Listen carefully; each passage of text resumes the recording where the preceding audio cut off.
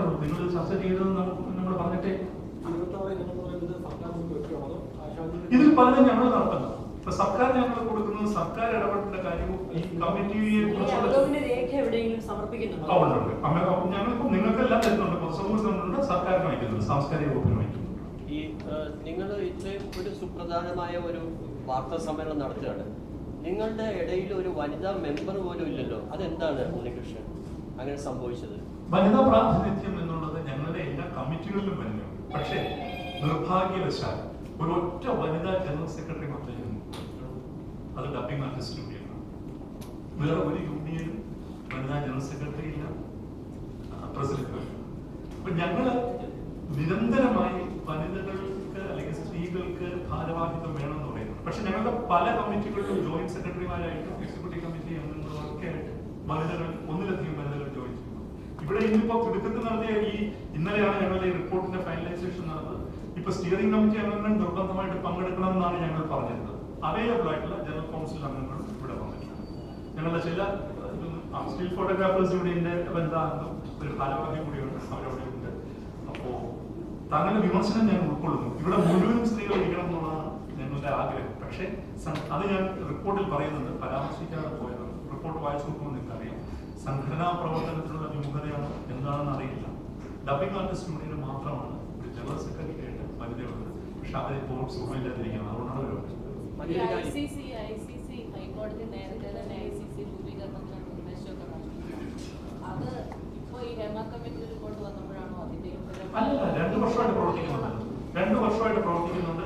കഴിഞ്ഞ 6 മാസമായിട്ട് വളരെ ഇഫക്റ്റീവായിട്ട് പ്രവർത്തിക്കുന്നുണ്ട്. പക്ഷെ ചില സ്ഥലങ്ങളിൽ ഞാൻ പറയുന്നത് എന്താണ്, ഇപ്പോൾ ഒരു ഉദാഹരണം ഞാൻ പറയും. ഹേമ കമ്മിറ്റി റിപ്പോർട്ട് ഷൂട്ടിംഗ് എന്താണെന്ന് മനസ്സിലാക്കാനായിട്ട് വിസിറ്റ് ചെയ്ത ലൊക്കേഷൻ ഏതാണ്? ലൂസിഫർ.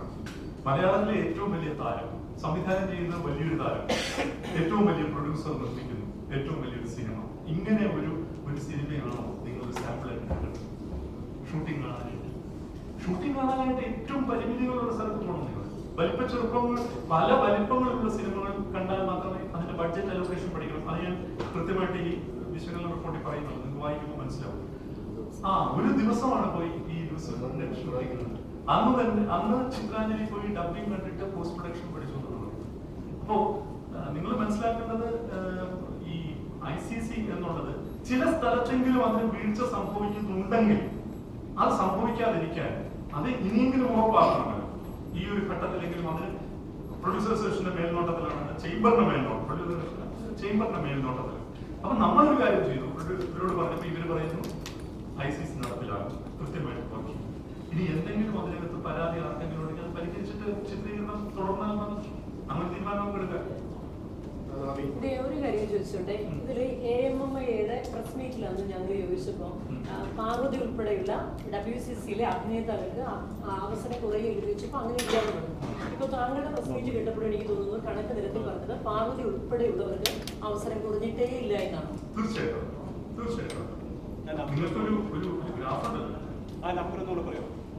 നമ്പറുകൾ പറഞ്ഞത് പാർവതി ഉദ്ദേശിച്ചുള്ളതാണ്. നമ്പറുകൾ പറയുന്നത് നിങ്ങൾക്ക് ഒന്നും വേണ്ട, നിങ്ങൾ ഫിലിമോഗ്രാഫി എടുത്ത് നോക്കിയാൽ മതി. അല്ല, പാർവതി തിരുവത്തിന്റെ മാത്രമല്ല, ഇപ്പൊ ഞാൻ പറയട്ടെ, ശ്രീമതി ജോളി ചെയ്തത് ഏതാണ് ഞങ്ങളുടെ മിക്കവാറും എല്ലാ ചിത്രങ്ങളിലും അവർ അഭിനയിക്കുന്നത്. ശ്രീമതി സജിത മഠത്തിൽ ഞങ്ങൾ നിർമ്മിച്ച പടത്തിൽ അഭിനയിച്ചു. കാപ്പം ഞങ്ങൾ നിർമ്മിച്ച പടത്തിൽ അഭിനയിച്ചു. ജോഷി സാറിന്റെ പടത്തിൽ അഭിനയിച്ചു. ജോഷി സാറിന്റെ മകന്റെ പടത്തിൽ അഭിനയിച്ചു. യൂണിയനിൽ അംഗത്വമുണ്ട്. ശ്രീമതി ബീനാപോളി ഞങ്ങളുടെ അംഗമാണ് എഡിറ്റേഴ്സ് യൂണിയനിൽ. അതുപോലെ തന്നെ ശ്രീമതി ഉമ ഞങ്ങളുടെ ക്യുമാക്കിലെ അംഗമാണെന്ന് മാത്രമല്ല ഈ ചർച്ചകളിലെ സജീവ സാന്നിധ്യമാണ്. അവരുടെ പല അഭിപ്രായങ്ങളും ഞാൻ കോട്ട് ചെയ്തിട്ടുണ്ട് ഈ റിപ്പോർട്ടിൽ. തീർച്ചയായിട്ടും അങ്ങനെ ഒരു നിലപാട് എന്തായാലും ഈ 15 അംഗ പവർ ഗ്രൂപ്പിനെ കുറിച്ച് അങ്ങ് പ്രതിപാദിച്ചു, അത് ആരാണെന്ന് അറിയണം എന്നുള്ളത്. പക്ഷേ ഹേമ കമ്മിറ്റി റിപ്പോർട്ടിന്റെ പല ഭാഗങ്ങളും ബ്ലാങ്ക് ചെയ്തിട്ടാണ് പോയിരിക്കുന്നത്. പൊതുജനങ്ങൾ അറിയുന്നില്ല, മാക്ട് പോലുള്ള അല്ലെങ്കിൽ ഫെഫ്ക പോലുള്ള സംഘടനകൾ അറിയുന്നില്ല. അപ്പൊ ഇത് അറിയണമെന്ന് അങ്ങേക്ക് ആഗ്രഹമുണ്ടോ, അതോ ഇത് എന്തുകൊണ്ട് ബ്ലാങ്ക് ചെയ്തു എന്നുള്ള ഒരു ചോദ്യം നിങ്ങൾക്കുണ്ടോ?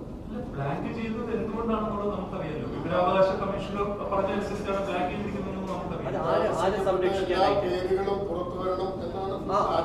ആദ്യം പറഞ്ഞത് ഇത് മാത്രമല്ല, പേരുകളും പുറത്തു വരണമാണ്, എല്ലാ പേരുകളും പുറത്തു വരണമാണ്. പക്ഷെ അത് എത്രത്തോളം സാധ്യമാണെന്ന് ഞങ്ങൾക്ക് അറിയില്ല. കാരണം നിങ്ങൾക്ക് അറിയാവുന്ന പോലെ ഇപ്പൊ വലിയ രീതിയിലുള്ള ഇൻട്രിക്കറ്റ് ആയിട്ടുള്ള നിയമവ്യവഹാരങ്ങളിൽ പെട്ടുകിടക്കുകയാണ്.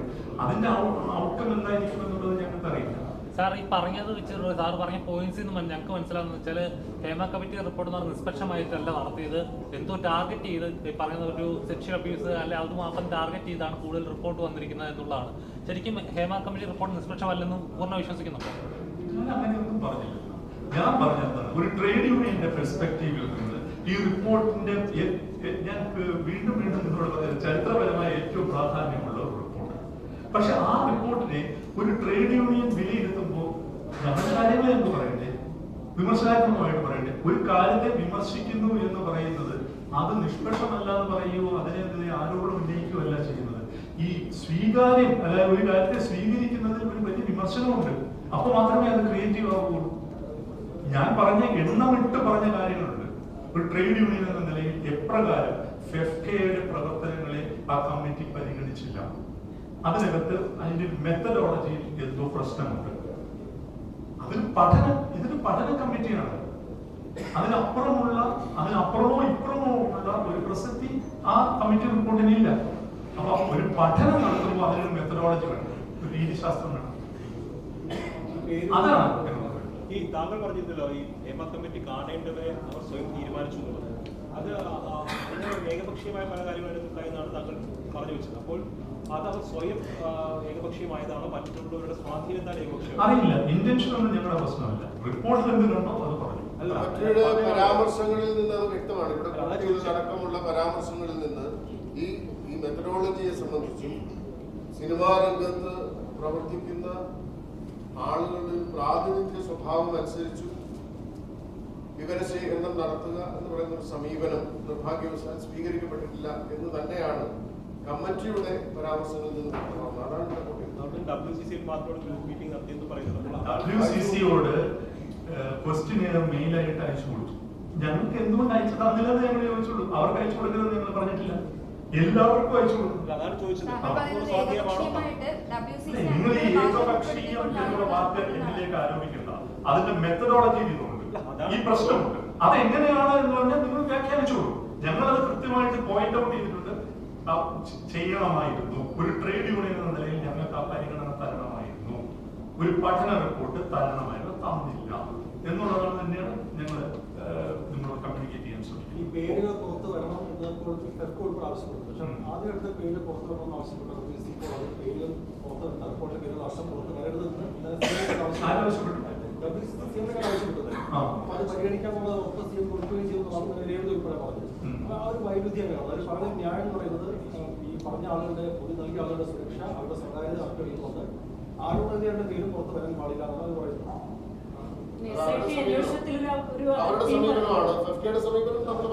അല്ല, വേറൊരു കാര്യം ഞാൻ ചോദിക്കട്ടെ. ഇപ്പോ സ്പെഷ്യൽ ഇൻവെസ്റ്റിഗേഷൻ ടീം രൂപീകരിക്കപ്പെട്ടിട്ടുണ്ട്. ഈ സ്പെഷ്യൽ ഇൻവെസ്റ്റിഗേഷൻ ടീമിനെ ഇപ്പോ പൂർണ്ണ രൂപത്തിലുള്ള റിപ്പോർട്ട് കൈമാറിയിട്ടുണ്ട്. അപ്പൊ അവരതിൽ അത് വായിച്ചു നോക്കിയിട്ട് അതിനകത്ത് കോഗ്നിസബിൾ ഒഫൻസ് ഉണ്ടെങ്കിൽ തീർച്ചയായിട്ടും ഒരു പോലീസ് നടപടിയിലേക്ക് അത് ഇനിഷ്യേറ്റ് ചെയ്യപ്പെടണമല്ലോ. ആ ഇനിഷ്യേറ്റ് ചെയ്യപ്പെടുന്ന ഘട്ടത്തിൽ എത്രത്തോളം പ്രൈവസി ഒരുപക്ഷെ മാധ്യമങ്ങൾ തുടങ്ങിയ കാര്യങ്ങളിൽ അത് വരാതെ സൂക്ഷിച്ചാൽ ഏതെങ്കിലും ഒരു ഘട്ടത്തിൽ ഈ അതിജീവിതയ്ക്ക് നിയമപരമായ പ്രക്രിയയിലൂടെ മുമ്പോട്ട് പോകേണ്ടി വരും. അതായിരിക്കാം ആ പ്രഷർ, അത് അവർക്ക് ഉണ്ടാകരുത്. ഒരു കമ്മിറ്റി റിപ്പോർട്ടിന്റെ മുമ്പ്, ഒരു പഠന കമ്മിറ്റിക്ക് മുമ്പിലാണ് മൊഴി കൊടുത്തത്, ഇത്തരത്തിലുള്ള നിയമവ്യവഹാരത്തിലേക്ക് കടക്കാൻ ഞങ്ങൾക്ക് താല്പര്യമില്ല എന്നുള്ള ബോധത്തിലാവാം അവരത് പറഞ്ഞത്. പക്ഷെ തീർച്ചയായിട്ടും താങ്കൾ ചൂണ്ടിക്കാണിച്ച പോലെ അതിനകത്ത് ഒരു വൈരുദ്ധ്യമുണ്ട് എന്നുള്ളത് തന്നെയാണ് ഞങ്ങൾക്ക് തോന്നുന്നത്.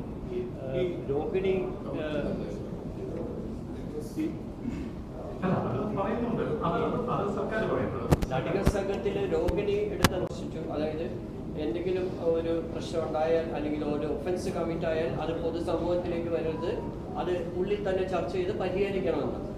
പോക്സോ നിയമപ്രകാരവും അല്ലെങ്കിൽ ഏതെങ്കിലും ഒരു സ്ത്രീയെ അതിക്രമിക്കുകയോ ലൈംഗികമായി ചൂഷണം ചെയ്യുകയോ ചെയ്താൽ ആദ്യമായി അത് കേസ്, അതായത് പോലീസ് സ്റ്റേഷനിൽ റിപ്പോർട്ട് ചെയ്യണമെന്നാണ് നിയമം. അപ്പൊ ഇതിനു വേണ്ടിയിട്ട് പ്രത്യേകമായിട്ട് നിങ്ങൾക്കൊരു സംവിധാനം ഏർപ്പെടുത്താനാവുമോ, അല്ലെങ്കിൽ ആ തടിക സംഘം ചെയ്യുന്നത് ശരിയാണെന്ന് നിങ്ങൾക്ക് വാദിക്കാനാവുമോ? ഞാൻ ബാധിച്ചില്ലല്ലോ. ഞാനിവിടെ ബാധിച്ചത്. ഞാനിപ്പോ പറഞ്ഞിരിക്കുന്നത് എന്താണ്, ഈ കമ്മിറ്റിക്ക് മുമ്പിൽ അങ്ങനെ ഗുരുതരമായ ഒരു കുറ്റകൃത്യം വന്നാൽ ഞങ്ങൾ പോലീസിനെ അറിയിക്കുന്നില്ലേ പറഞ്ഞിരിക്കുന്നത്. അവിടെ നടികർ സംഘം എന്ത് ചെയ്യുന്നു എന്നുള്ളതിനെ കുറിച്ച് അല്ല, അങ്ങനെയാണെങ്കിൽ താങ്കൾ ഹേമ കമ്മിറ്റിയെ കുറിച്ച് എന്ത് പറയും? അതിനകത്ത് ഇത്ര കുറ്റകൃത്യം ഉണ്ടെങ്കിൽ ഒരു റിട്ടയർഡ് ജസ്റ്റിസ് എന്തായിരുന്നു ചെയ്യേണ്ടിയിരുന്നത്?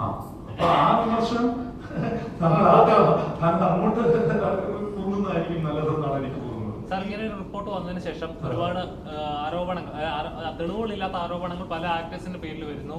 പക്ഷേ ഇതിനകത്ത് കാരണം തെളിവുകളില്ലാത്തതുകൊണ്ട് കേസുകൾ എടുക്കാൻ പറ്റുന്നില്ല. പക്ഷേ ആരോപിക്കപ്പെടുന്ന വ്യക്തി എന്ന് പറഞ്ഞത് നല്ല കരിയർ ഉണ്ടാവും, അദ്ദേഹം ഉണ്ടാക്കിയിട്ട് ഇൻസ്പയർ ചെയ്യുന്ന കുറെ പേരുണ്ടാവും. പക്ഷെ അദ്ദേഹം ഉണ്ടാക്കിയെടുത്ത ഇമേജാണ് സമൂഹത്തിന് മുമ്പ് ഇല്ലാതാവുന്നത്. എന്നാൽ ഈ പറഞ്ഞ വിക്ടിം അല്ലെങ്കിൽ വിക്ടിം എന്ന് ആരോപിക്കപ്പെടുന്ന വ്യക്തി അവിടെ സേഫാണ്. ശരിക്കും പറയാം, ഇത് തെളിവുകളില്ല എന്നുണ്ടെങ്കിൽ അല്ലെങ്കിൽ കൃത്യമായിട്ട് അങ്ങനെ നടന്നിട്ടില്ല എന്നുണ്ടെങ്കിൽ തിരിച്ചതിനെതിരെ നിയമ നടപടികൾ നടക്കേണ്ടതല്ലേ? തീർച്ചയായിട്ടും നടക്കണം. ബഹുമാനപ്പെട്ട ഹൈക്കോടതി ഇന്നലെ മിനിഞ്ഞാന്ന് നടത്തിയ സുപ്രധാനമായിട്ടുള്ള ഒരു ജഡ്ജ്മെന്റിൽ പറഞ്ഞിരിക്കുന്നത്, SIT പോകുമ്പോൾ അതിജീവിതമായ മാത്രമല്ല, ആരോപണം ഉന്നയിക്കപ്പെടുന്ന ആരുടെ പേരിലാണോ ആരോപണം ഉന്നയിക്കപ്പെടുന്നത് അവരുടെ പ്രൈവസിയും പ്രധാനമാണ് എന്ന് പറഞ്ഞിട്ടുണ്ട്. അതൊരു സാമാന്യ നീതിയാണ്. ഇപ്പൊ ഇവിടെ താങ്കൾ പറഞ്ഞതുപോലെ ഒരു കേസ് എടുക്കും, തീർച്ചയായിട്ടും മുൻവിധിയോടുകൂടി നമുക്കതിനെ സമീപിക്കാൻ കഴിയില്ല എന്നിരിക്കും. തീർച്ചയായിട്ടും ഇങ്ങനെയുള്ള ഒരു വലിയ റിസ്ക്കും നടക്കുന്നുണ്ടെന്നുള്ളത് സത്യമായിട്ട്. ഈ മാറ്റിയുടെ പിളർപ്പിനും ഫെഫ്കയുടെ രൂപീകരണത്തിനും കാരണക്കാരനായത് ദിലീപാണ് എന്ന് ആവർത്തിച്ച് പറഞ്ഞുകൊണ്ടിരിക്കുന്നത് സംവിധായകൻ വിനയൻ. അപ്പോൾ അദ്ദേഹം ഉൾപ്പെടെയുള്ളവർ മൊഴി കൊടുത്തതിൽ പ്രത്യേക ഇന്റൻഷൻ ഉണ്ടെന്നാണോ താങ്കൾ വാർത്താസമ്മേളനത്തിൽ പറഞ്ഞത്? എന്റെ റിപ്പോർട്ട് പറയുന്നത് റിപ്പോർട്ട് വായിക്കുക എന്നുള്ളത് മാത്രമേ എനിക്ക് പറയാനുള്ളൂ. ഞാൻ ആരെയും പേരെടുത്ത് പറയാൻ അല്ല, പേരെടുത്ത് ഞാൻ ഒരു വ്യക്തിയൊന്നും പേരെടുത്ത് പറയാൻ ഞാൻ ആഗ്രഹിക്കില്ല. ആ നെഗറ്റീവ് അതിനകത്തുമുണ്ട്, വെളിയിലും ചിലർക്ക് കൃത്യമായ ഇന്റൻഷൻ ഉണ്ടായിരുന്നു. തീർച്ചയായിട്ടും അത് വായിച്ചറിയാമല്ലോ, അത് വായിച്ചറിയാം.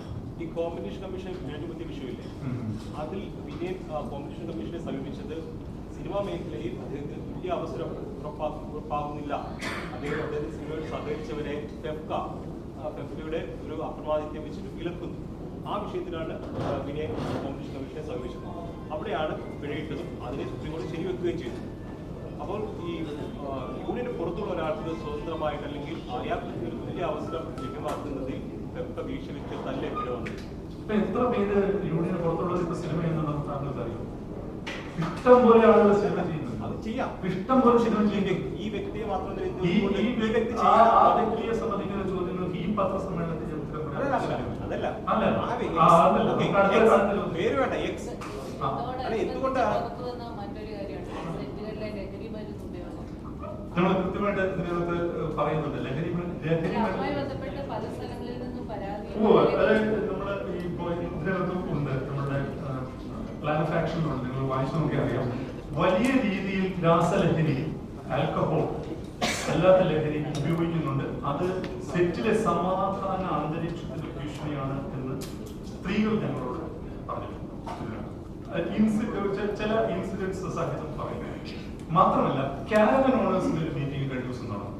കാരവൻ ഓടിക്കുന്ന ഡ്രൈവേഴ്സിന്റെ അവരുടെ ഏറ്റവും പ്രധാനപ്പെട്ട പരാതി ഈ ലഹരി ഉപയോഗമാണ്. അപ്പോ ഇത് സർക്കാരിന്റെ ശ്രദ്ധയിൽപ്പെടുത്തണമെങ്കിൽ ഞങ്ങൾ നിർമ്മാതാക്കളുമായിട്ട് സംസാരിക്കണം. നിർമ്മാതാക്കളും ഫെഫ്കയും ചേർന്ന് ഈ വിഷയം എങ്ങനെ നിയമപരമായി കൈകാര്യം ചെയ്യാം എന്നുള്ളതിനെ കുറിച്ച് ആലോചിക്കേണ്ടിയിരിക്കുന്നു. നേരത്തെ നിങ്ങൾക്ക് അറിയാവുന്ന പോലെ ഒരു സെറ്റിലേക്ക് പെട്ടെന്ന് ഒരു പോലീസ് സർവൈലൻസ് ഉണ്ടാവുക എന്നുള്ളത് അത്ര അനുകൂലമായ നിലപാടല്ല ഫെഫ്ക എടുക്കുന്നത്. അങ്ങനെ സർവൈലൻസ് നടത്തേണ്ട ഒരു തൊഴിലിടമാണ് സിനിമ ഷൂട്ടിംഗ് എന്ന് ഫെഫ്ക കരുതിയിരുന്നു.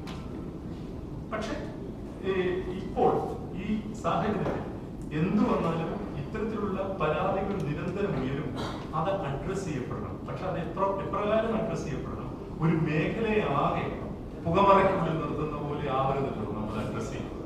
അതിന് ഒരു ബാലൻസ്ഡ് ആയിട്ട് ഒരു നടപടിയാണ് വേണ്ടത്. അത് നിർമ്മാതാക്കളുമായിട്ട് തൊഴിലിടത്തിലെ വിവേചനത്തിനെതിരെ അരക്ഷിതാവസ്ഥയ്ക്കെതിരെ കൃത്യമായ നടപടി എടുക്കുന്ന റിപ്പോർട്ടിൽ പറഞ്ഞിട്ടുണ്ട്. ഇപ്പോഴും ചോദിച്ചതുപോലെ ലഹരി ഉപയോഗത്തിനെതിരെ ഒരു നടപടി ലഹരി ഉപയോഗം തടയാനായിട്ട് നമുക്ക് അത്തരത്തിലുള്ള കാര്യങ്ങൾ ഒരു വയലൻസിലേക്കോ അല്ലെങ്കിൽ അത് ഇറപ്റ്റ് ചെയ്യുമ്പോഴാണ് നമ്മൾ ഇടപെടേണ്ട ഒരു സംഗതി വരുന്നത്. ഇതുവരെ ഇത്തരം കാര്യങ്ങൾ ഉണ്ടാകുമ്പോഴെല്ലാം എപ്രകാരമോ ആ സെറ്റിൽ തന്നെ അത് പരിഹരിക്കപ്പെടുകയോ സൈലൻസ് ആയിട്ടോ പോവുക ചെയ്യുന്നത്.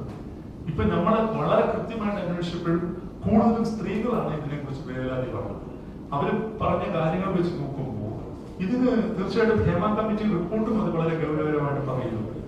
അത് തീർച്ചയായിട്ടും അതിനെ നിയമപരമായിട്ടുള്ള പരിഹാരം തേടേണ്ടതുണ്ടെങ്കിൽ തീർച്ചയായിട്ടും തേടണം എന്ന് തന്നെയാണ് അഭിപ്രായം. ഈ ഓണക്കാലമാണല്ലോ, ഓണക്കാലം സിനിമ മേഖലയെ സംബന്ധിച്ച് വളരെ പ്രതീക്ഷയുടെ നാളുകൾ കൂടിയാണ്. ഈ ഹേമ കമ്മിറ്റിയും അതിനെ തുടർന്നുണ്ടായിട്ടുള്ള ചർച്ചകളും സംവാദങ്ങളും ആരോപണങ്ങളും പ്രത്യാരോപണങ്ങളും ഒക്കെ ഇതിനെ ബാധിച്ചിട്ടുണ്ടോ, സിനിമ മേഖലയെ ബാധിച്ചിട്ടുണ്ടോ? എങ്ങനെയാണത് വിലയിരുത്തുന്നത്?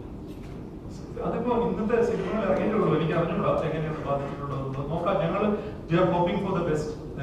സിനിമ എന്ന് പറയുന്നതിന് അതിന് ഒരു ഏറ്റവും ശക്തമായ ഒരു കലാരൂപമല്ലേ. എന്തെല്ലാം പ്രതിസന്ധി ഉണ്ടെങ്കിലും അത് മറികടന്ന് സിനിമ മുമ്പോട്ട് പോകുമെന്നതാണ് ഞങ്ങൾ പ്രതീക്ഷിക്കുന്നത്.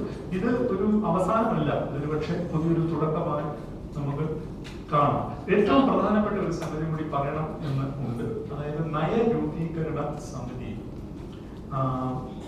ഈ അവസാന മീറ്റിംഗിൽ ഞാൻ പങ്കെടുത്തപ്പോൾ ഞാൻ മനസ്സിലാക്കുന്നത്, ഞങ്ങളുടെ ഇന്നത്തെ സ്റ്റിയറിംഗ് കമ്മിറ്റി ചർച്ച നിങ്ങളുമായിട്ട് പങ്കുവയ്ക്കുകയാണ്. ഇപ്പോ ഒരു എക്സ്റ്റേണൽ ഏജൻസിയാണ് ഇതിന്റെ ഡാറ്റ കളക്ഷനും ഈ പോളിസിയുടെ മെയിൻ ഡ്രാഫ്റ്റിംഗ് നടത്തുന്നത്. അവരുണ്ടായിരുന്നു ആ മീറ്റിംഗ്. ഇപ്പോൾ പ്രൊഡ്യൂസേഴ്സ് അസോസിയേഷനുമായിട്ട് ചേർന്ന ചർച്ചയിൽ പ്രൊഡ്യൂസേഴ്സ് അസോസിയേഷൻ അവരുടെ ആശങ്കകൾ പറഞ്ഞു. തുടർന്ന് ഈ റെഗുലേറ്ററി അതോറിറ്റി മാത്രമല്ല, ഇതുമായിട്ട് ബന്ധപ്പെട്ട ഒരുപാട് ആശങ്കകൾ ഞങ്ങൾക്ക് ഉണ്ട് ഈ നയരൂപീകരണവുമായി ബന്ധപ്പെട്ട്. അപ്പൊ നയരൂപീകരണ സമിതിയും ഈ ഒരു നയരൂപീകരണ സമിതിക്ക് ഇനി അങ്ങോട്ട് പോളിസിയിൽ എന്തെങ്കിലും ചെയ്യാൻ റോളുണ്ടോ എന്നുള്ളതിനെ കുറിച്ച് എനിക്ക് സംശയമില്ല. കാരണം ഇപ്പോൾ എല്ലാ സംഘടനകളെയും കേൾക്കുകയാണ് ചെയ്യുന്നത്. സംഘടനകളെ കേട്ടിട്ട് ആ എക്സ്റ്റേണൽ ഏജൻസി ഒരു ഡാറ്റ ഉണ്ടാക്കുകയും അവരൊരു പോളിസി ഡ്രാഫ്റ്റ് ചെയ്തിട്ട് സംഘടനകൾക്ക് കൈമാറിയിട്ട് സംഘടനകൾ അതിന്റെ ഭേദഗതി വരുത്തുകയും ചെയ്യാനുള്ള പ്രോസസ്സാണ് ചെയ്യുന്നത്. അപ്പൊ ഞങ്ങളെയാണ് അടുത്തത് കേൾക്കുന്നത്, സാങ്കേതിക പ്രവർത്തകരെയും തൊഴിലാളികളെയും. അപ്പൊ എന്റെ സംഘടന ഇന്ന് ചേർന്ന സ്റ്റിയറിംഗ് കമ്മിറ്റി എന്നോട് ആവശ്യപ്പെട്ടിരിക്കുന്നത് ഫെഫ്കയുടെ ജനറൽ സെക്രട്ടറിയായി ആ ചർച്ചയിൽ പങ്കെടുക്കണം, നയരൂപീകരണ സമിതിയിൽ നിന്ന് മാറി നിൽക്കണം എന്നുള്ളതാണ് എന്നോട് ആവശ്യപ്പെട്ടിരിക്കുന്നത്. അപ്പൊ അതിന് പ്രകാരം ഇന്നലെ ബഹുമാനപ്പെട്ട സാംസ്കാരിക വകുപ്പ് മന്ത്രിക്ക് കത്തയച്ചിട്ടുണ്ട്. എന്നെ ആ സമിതിയിൽ നിന്ന് ഒഴിവാക്കണം എന്ന് പറഞ്ഞ് ഞാൻ ഇന്നലെ കത്തയച്ചിട്ടുണ്ട്. ഒരു സിറ്റിങ്ങിനായിട്ട് മാത്രം ഒഴിവാക്കാൻ പറ്റില്ല എന്നുള്ളതാണ് അവരുടെ നിലപാട്. എനിക്ക് ഈ ഫെഫ്കയുടെ കാര്യങ്ങൾ ജനറൽ സെക്രട്ടറി ആയിട്ട് തന്നെ സംസാരിക്കുന്നുണ്ട്. എന്റർടൈൻമെന്റ് അതോറിറ്റി, റെഗുലേറ്ററി അതോറിറ്റി എന്നുള്ള ഒരു വിഷയം ഞങ്ങളുടെ മുമ്പിൽ നിൽക്കുന്നു. അതെന്താണെന്നറിയോ, ഈ തർക്ക പരിഹാരത്തിന് ഇപ്പൊ നമുക്ക് ആർബിട്രേഷൻ ഉണ്ട്. ഇപ്പൊ തർക്ക പരിഹാരം എന്ന് പറഞ്ഞു കഴിഞ്ഞാൽ പ്രൊഡ്യൂസേഴ്സ് അസോസിയേഷനും ഫെഫ്കയും ഒക്കെ കൂടിയാണ് തർക്ക പരിഹരിക്കുന്നത് ഒരു തർക്കമുണ്ടെങ്കിൽ. പക്ഷേ ഇത്തരത്തിലുള്ള ഒരു അതോറിറ്റി വന്നു കഴിഞ്ഞാൽ പക്ഷേ സിനിമ റിലീസ് ആകുമോ എന്നുള്ളതിനെ കുറിച്ച് ഒരു സംശയമുണ്ട്. അപ്പോൾ അത്തരം കാര്യങ്ങളിൽ ഒരു വ്യക്തത വരുത്തണം. ആ വ്യക്തത വരുത്തണമെങ്കിൽ വളരെ കണിശതയോടുകൂടി തൊഴിലാളികളുടെ പ്രശ്നങ്ങൾ അവിടെ ഉന്നയിക്കേണ്ടതുണ്ട്.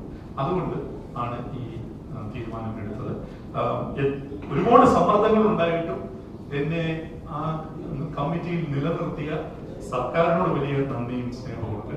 അപ്പോൾ ഈ സംഘടന ഇങ്ങനെ ആവശ്യം വന്നപ്പോൾ ഞാൻ അത് അറിയിക്കാൻ നിർബന്ധിതനായി. പക്ഷെ അങ്ങനെ പറയുമ്പോഴേ ചിലർ ഉന്നയിച്ച ആരോപണത്തിന് ആരോപണമായിട്ട് ഒരു ബന്ധവുമില്ല എന്നുള്ളത് സർക്കാരിന്റെ നിലപാടിൽ വന്നല്ലോ. ഞാൻ കഴിഞ്ഞ കമ്മിറ്റിയിൽ അങ്ങനെയാണ് പങ്കെടുക്കുന്നത്. ആരോപണം വന്നിട്ടല്ലേ ഞാൻ കഴിഞ്ഞ കമ്മിറ്റിയിൽ പങ്കെടുത്തത്. കഴിഞ്ഞ കമ്മിറ്റിയിലാണ് ഈ എക്സ്റ്റേണൽ ഏജൻസി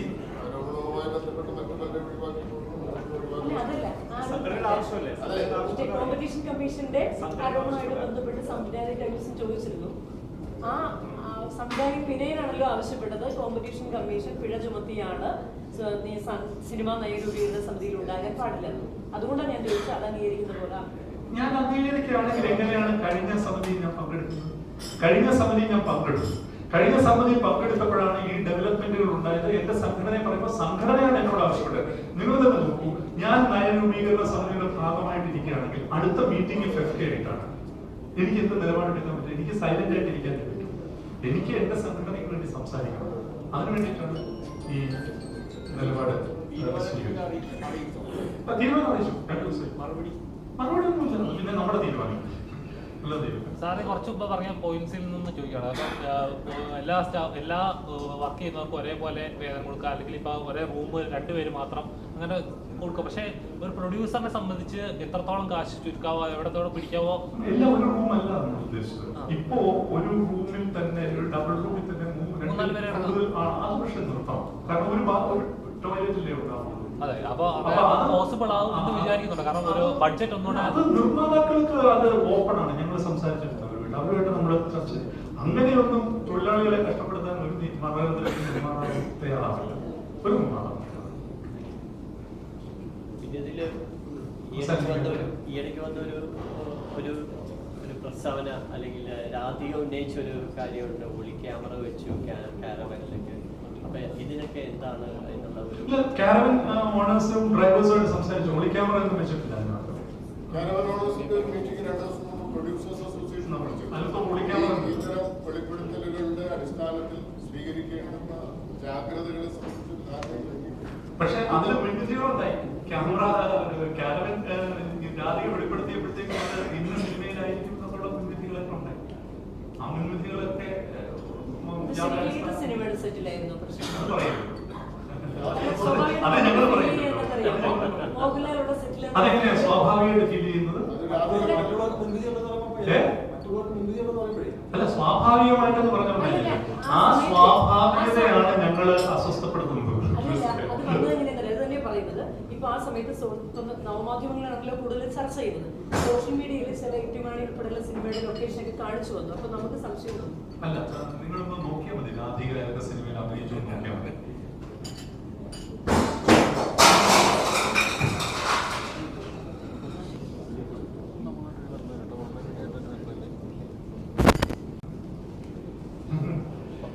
ശ്രീജി പണിക്കർ പറഞ്ഞത് അദ്ദേഹം തന്നെ പറയാം.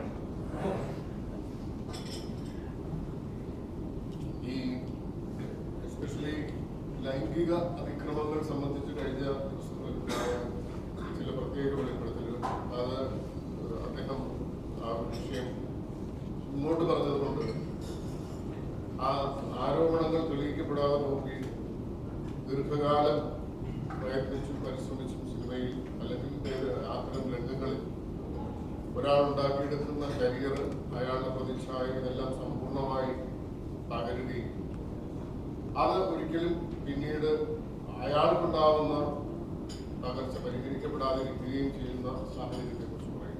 ഇത്തരം കാര്യങ്ങൾ ഒരു ആരോപണം ഉന്നയിക്കപ്പെടുമ്പോൾ അതിന്റെ അടിസ്ഥാനം, അതിന്റെ ആധികാരികത എന്നതിനെ സംബന്ധിച്ച് പരിശോധന നടത്തുക എന്ന് പറയുന്നത്, സോഴ്സിനെ സംബന്ധിച്ച് അതിന്റെ ക്രെഡിബിലിറ്റിയെ സംബന്ധിച്ച് പരിശോധന നടത്തുക എന്നുള്ളത് സത്യത്തിൽ മാധ്യമങ്ങളുടെ ഭാഗത്തുനിന്ന് ഉണ്ടാകേണ്ടുന്ന ഉത്തരവാദിത്വം.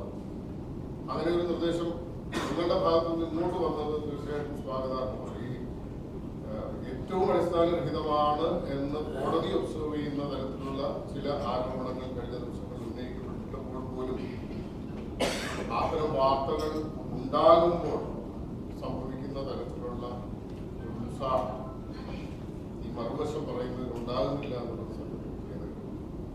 അത്തരമൊരു സമീപനം തീർച്ചയായിട്ടും നിങ്ങൾ അങ്ങനെ ഒരു സമീപനം അല്ലെങ്കിൽ ഒരു നിർദ്ദേശം മാധ്യമങ്ങളുടെ ഭാഗത്തുനിന്ന് ഉണ്ടാകുന്നത് സ്വാഗതം. നിവിൻപോളിക്കെതിരെ പരാതി വന്നപ്പോഴൊക്കെ വിനീത് ശ്രീനിവാസന്റെ എടുത്ത് കൗണ്ടർ പറഞ്ഞത് ഞങ്ങൾ മാധ്യമങ്ങളാണ് കേട്ടോ.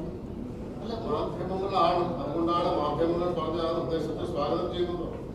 നിങ്ങളെ കുറ്റം പറഞ്ഞതല്ല. നിങ്ങൾ പറഞ്ഞ വളരെ ക്രിയാത്മകമായ ഒരു നിർദ്ദേശത്തിനെ വളരെ സന്തോഷപൂർവ്വം കേൾക്കുന്നതാണ്. ഈ മാധ്യമങ്ങള് ഇതിന്റെ തുടർച്ച നിങ്ങളെ ഈ ഹേമ കമ്മിറ്റിയുടെ ഒരു ഫോളോ അപ്പ് മാധ്യമങ്ങൾ നടത്തിയിട്ടുണ്ട്.